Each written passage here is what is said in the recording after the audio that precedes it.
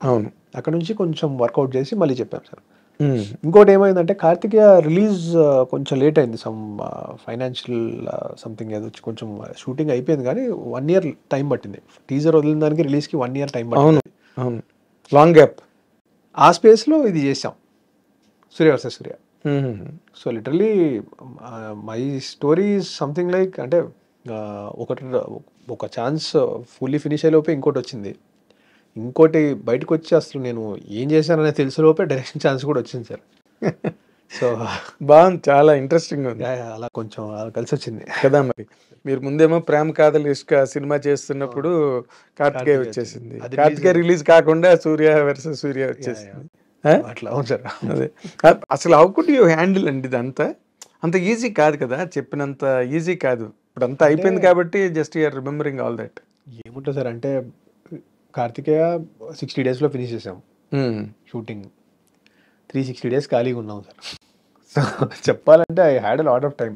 అంత ప్రెప్ వేసుకున్నా 100 days, 160 days పని చేసి ఉంటాను నేను లిటరల్లీ. మిగతా డేస్ అంతా ఖాళీ sir. 200 days was free time.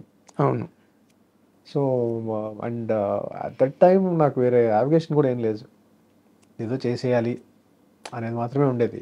So అసలు వేర్ డిడ్ యూ అదే అసలు ఆ సూర్య వర్సెస్ సూర్యకి మీకు ఇన్స్పిరేషన్ ఏంటండి బేసిక్గా? ఏదో చిన్న సూర్యుడి కథ ఒకటి చదివాను సార్. సూర్యుడు సంజన, సూర్యుడి వైఫ్ సంజన అని ఉంటుంది. సూర్యుడి రేడియన్స్ భరించలేక ఛాయ అని షాడో క్రియేట్ చేసి తను వెళ్ళిపోద్ది. సూర్యుడు తన రేడియన్సే ప్రాబ్లం అవుతుందని తెలుసుకొని సంజనని ఎలా వెనక్కి తెచ్చుకుంటాడు అనేది ఒక కథ చదివాను మైథాలజీలో. ఓకే. దాన్ని ఎగ్జాక్ట్ ఆపోజిట్ కాంట్రాస్ట్ ఉన్న పర్సన్కి పెట్టి అతని పేరు సూర్య అని పెట్టి చేద్దాం అనేది ఐడియా సార్. సూర్య వర్సెస్ సూర్య. సో వీడి పేరు కూడా సూర్య, వీడు సూర్యుని చూడలేడు అనే ఐడియాతో అట్లా స్టార్ట్ చేసి so we build the whole. మీరు హ్యాపీ అనండి సినిమా?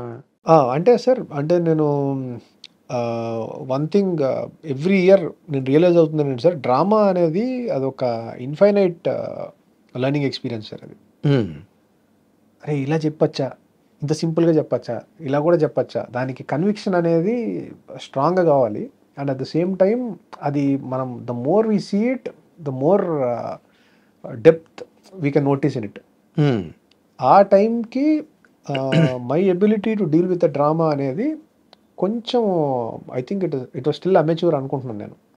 సూర్య వర్సెస్ సూర్య టైంకి నేను పర్సనల్లీ నేను కొంచెం ఆ టైంకి కొంచెం మోర్ కాన్ఫిడెంటే ఉండేవాడిని, అగ్రెసివ్లీ కాన్ఫిడెంట్ ఆ స్పేస్లో ఉండేవాడిని. దాని తర్వాత రకరకాల ఫిల్మ్ మేకర్స్తో వర్క్ చేస్తూ రకరకాలుగా డ్రామా చూస్తూ ఇప్పటికీ ఇంకా డ్రామా ఈజ్ వెరీ అంటే దానికి ఏ టెంపో సెట్ చేద్దాం, ఎలా చెప్దాం, ఎంత స్పీడ్లో చెప్దాం, అది it is always a question mark only. అవును.